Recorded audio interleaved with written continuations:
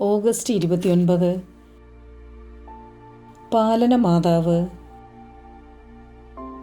1490 August 29 ബെനഡിക്റ്റോ Pareto എന്ന കർഷകന് പരിശുദ്ധ കന്യകാമറിയം പ്രത്യക്ഷപ്പെട്ട് ഒരു പള്ളി പണിയുവാൻ ആവശ്യപ്പെട്ടു. അയാൾ താനൊരു പാവപ്പെട്ട മനുഷ്യനാണെന്ന് മറുപടി കൊടുത്തു.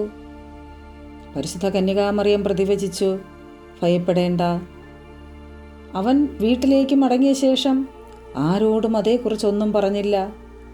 കുറച്ച് ദിവസങ്ങൾക്കു ശേഷം ബെനഡിക്റ്റോ പരേറ്റോ മരത്തിൽ നിന്നും വീണ് മുറിവേറ്റു. വീണ്ടും പരിശുദ്ധ കന്യകാമറിയം പ്രത്യക്ഷപ്പെടുകയും അയാൾ അത്ഭുതകരമായി സുഖം പ്രാപിക്കുകയും ചെയ്തു. ഈ സംഭവത്തെക്കുറിച്ച് മറ്റുള്ളവരെ അറിയിക്കുവാനുള്ള പ്രേരണ ലഭിച്ചു. അയാൾ എല്ലാവരോടും പള്ളി പണിയുവാനുള്ള സഹായം അഭ്യർത്ഥിക്കുകയും ചെയ്തു. ഈ ദർശനമുണ്ടായ സ്ഥലത്ത് പരേറ്റോ തന്നെ ആദ്യത്തെ പള്ളി പണി കഴിപ്പിച്ചു.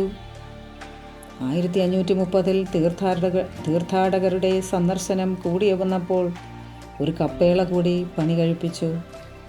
1890 ഒരു വലിയ പള്ളി പണിയുകയും 1915 ആ പള്ളി പോപ്പ് ബെനഡിക്റ്റ് 15 ബസലിക്കയായി ഉയർത്തുകയും ചെയ്തു. Ave Maria.